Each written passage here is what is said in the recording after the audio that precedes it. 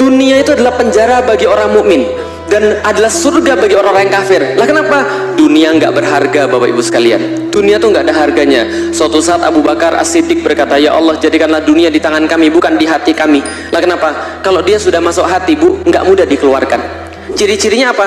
Kalau Anda kehilangan sesuatu soalan dunia, lalu Anda kemudian merasa marah sama Allah, berarti hati-hati, jangan-jangan dunia ini masih dalam hati Anda, bukan Allah di dalam hati Anda.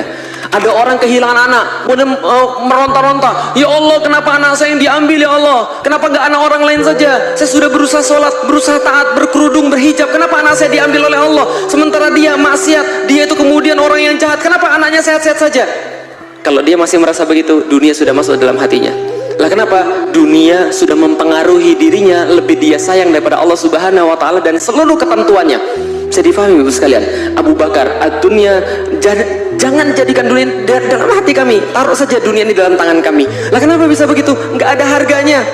Bayangkan, Bapak Ibu sekalian, suatu waktu Umar bin Khattab ketika masih hidup dan menjadi pemimpin kaum muslimin pada saat itu, maka kemudian datang harta-harta benda hasil rampasan perang dari pasukan-pasukan yang menaklukkan Persia. Ibu-ibu tahu seperti apa kemudian kekayaan orang Persia? Masya Allah, Persia itu memimpin dunia selama 1200 tahun.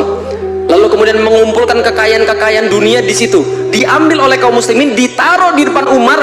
Emas bertumpuk-tumpuk, gajah-gajah bentuknya emas, kuda-kuda dari emas, itu ditumpukkan di depan Umar bin Khattab. Lalu dikatakan kepada Umar bin Khattab, selamat wahai Amirul Mukminin, inilah kejayaan yang belum pernah terjadi di masa-masa yang lalu.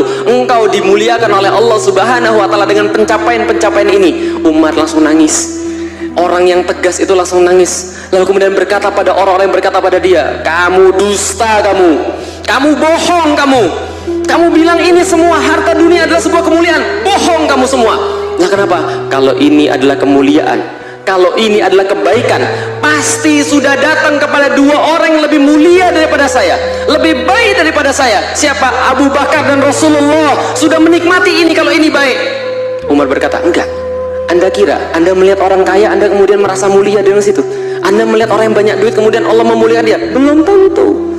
Allah nggak pernah memuliakan hamba-hambanya dengan perkara seperti itu. Tapi kalau hartanya digunakan untuk kebaikan, itu baru dimuliakan Allah.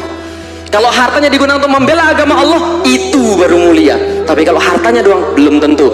Jangan jadikan dunia ini di dalam hati kami. Cukup taruh di dalam tangan kami. Kami bisa gunakan untuk infakkan di jalan Allah. Kami bisa gunakan untuk kemudian di jalan kebenaran dan di jalan kebaikan.